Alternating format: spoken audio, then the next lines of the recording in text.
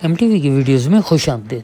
اس video میں ہم بات کریں گے UK چیریٹی ورک ویزا کے لیے آپ کو کیا کیا ریکوائرمنٹس پوری کرنی پڑیں گی، کون کون اس ویزا کے لیے اپلائی کر سکتا ہے۔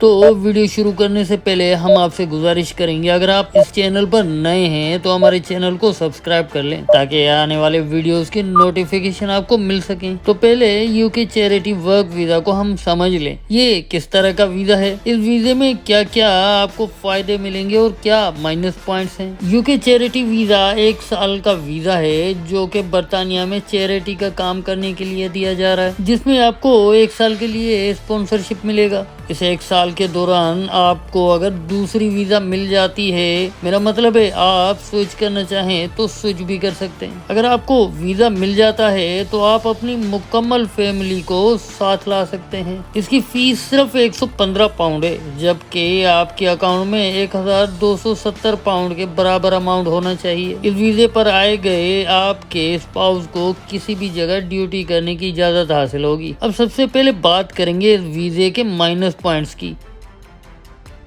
تو جناب، کیونکہ یہ والنٹیئر ویزا ہے تو اس میں آپ کو تنخواہ نہیں ملے گی، آپ مستقل جاب نہیں کر سکتے کیونکہ یہ ٹیمپریری ویزا ہے، آپ کو گورنمنٹ پبلک فنڈ نہیں دے گی، میرا مطلب ہے گورنمنٹ کی طرف سے کوئی پیسہ نہیں دیا جائے گا۔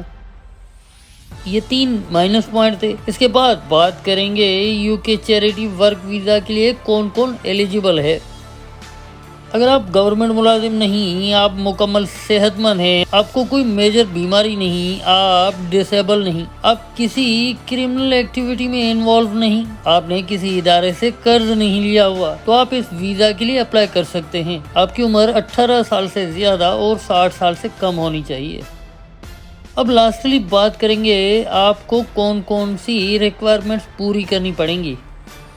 سب سے پہلے اس ویزا پر آپ کو UK آنے کے لیے آپ کے پاس اسپانسر ہونا چاہیے جو کہ آپ کو آپ کی کمپنی بھیج دے گی۔